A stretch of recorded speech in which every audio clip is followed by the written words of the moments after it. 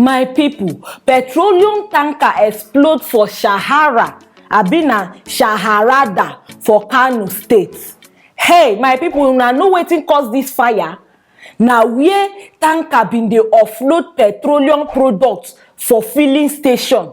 Na where this fire just catch from. My people, if una see this video, una go pity the lives of people wey dey there. Make una watch this video.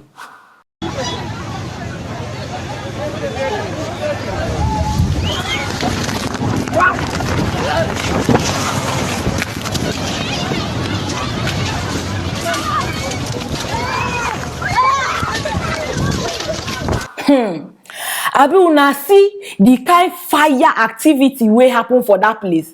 They hospitalized not less than 70 people from that congregation. They hospitalized not less than 70, and eight of them be fire service people wey just die like that. Some of them sustain severe injury and then dey for treatment for hospital.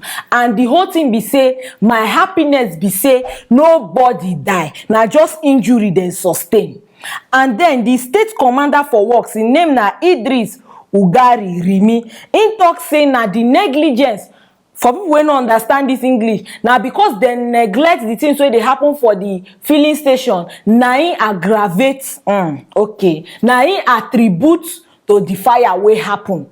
So my people, una see Nigerians, hey!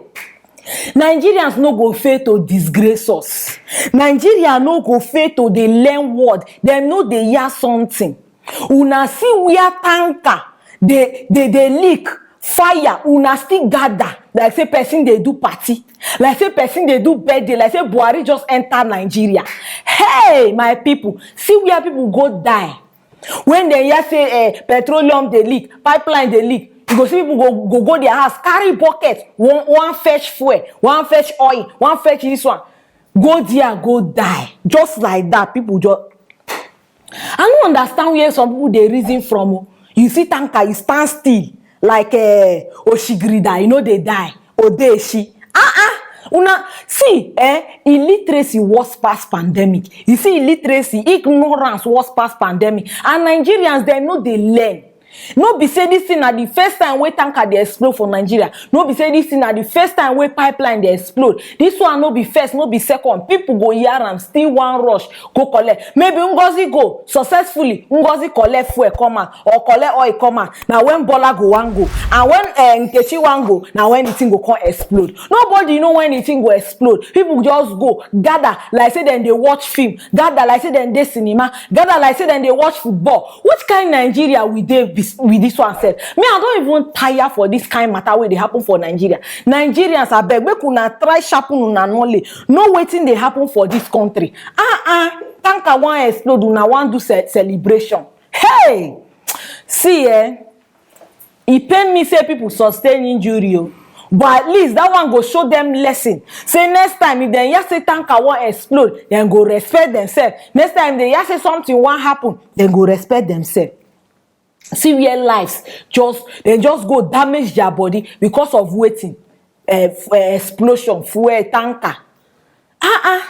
This Nigeria, when people go learn to know something, when people go learn to know something. Abi una don't see the video, see how people die. Next time, if you see pipeline, you see tanker they leak, you see say this one they happen. Filling station, make una dey fear things when they happen for that place. And no person will die for filling station. So make una know how they be for filling station. Filling station, they will say off phone, do this one. Una no know waiting all those things. It is say then just write them for fancy.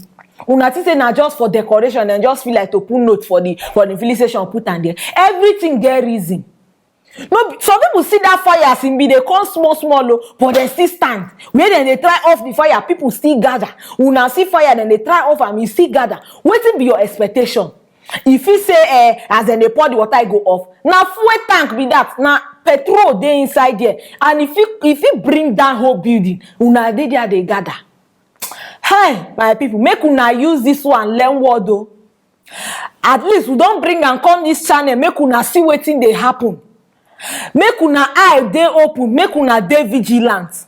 Even if na fuel, pipeline, whatever they leak, if you know say e involve fire, e involve petrol, e involve filling station, make una comot. Na my advice be that for una o. Thank you guys for watching this video. Please do well to like, share, comment, and subscribe to this channel, and I'll see you in the next video.